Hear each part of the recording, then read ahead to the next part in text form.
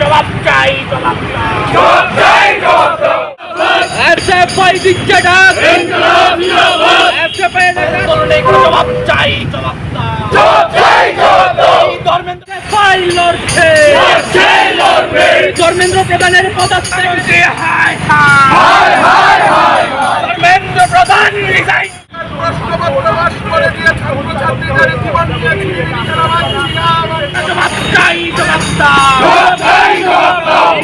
পরীক্ষার ব্যাপার লিক হলো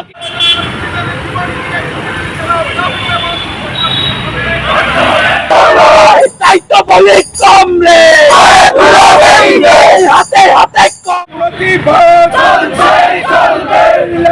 আমাদের বিক্ষোভ। শিক্ষা দপ্তর হায় হায়, শিক্ষা দপ্তর হায় হায়, ধর্মেন্দ্র প্রধান হায় হায়, ছাত্রছাত্রীদের জীবন নিয়ে ছিনিমিনি খেলা অপদার্থ বিজেপি সরকার হায় হায়, সরকারের বিরুদ্ধে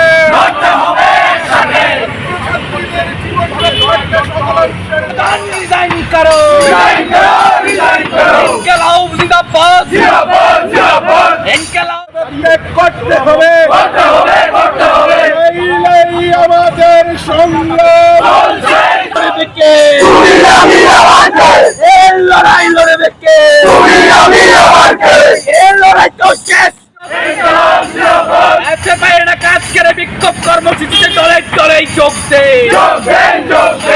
কর্মসূচিতে সোনম ওয়াংচুক আমাদের দেশ তথা ভারতবর্ষের একজন অন্যতম পরিবেশবিদ, বিজ্ঞানী। উনি আজকে নিয়েও 19 দিন দিল্লির যন্তর মন্তরে অনশন করছেন এবং ওনার অনশন করার অন্যতম মূল কারণ হচ্ছে আমাদের দেশের সরকার, আমাদের দেশের শিক্ষামন্ত্রী।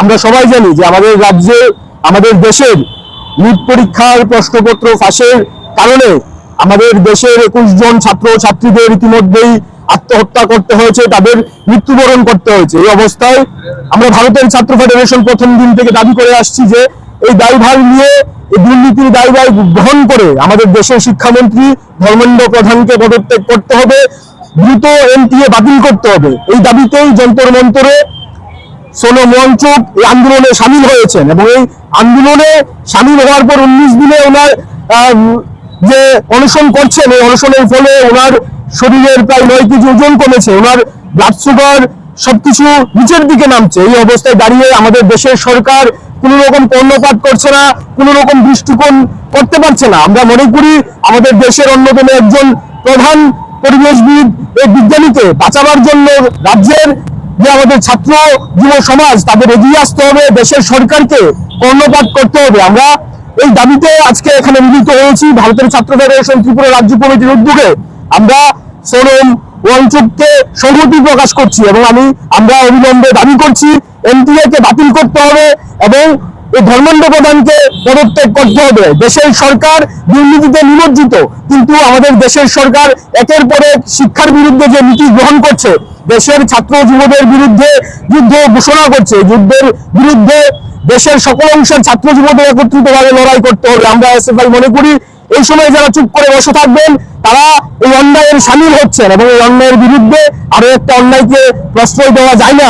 আমরা ভারতের ছাত্র ফেডারেশন আবারও দাবি করছি সকলকে এগিয়ে আসার জন্য, সকলকে এই সম্মিলিত আন্দোলনে একত্রিতভাবে সহযোগিতা আমরা আশা করছি এবং সোনম ওয়াংচুককে বাঁচানোর জন্য সকল অংশের ছাত্র যুবদের একত্রিত হতে হবে।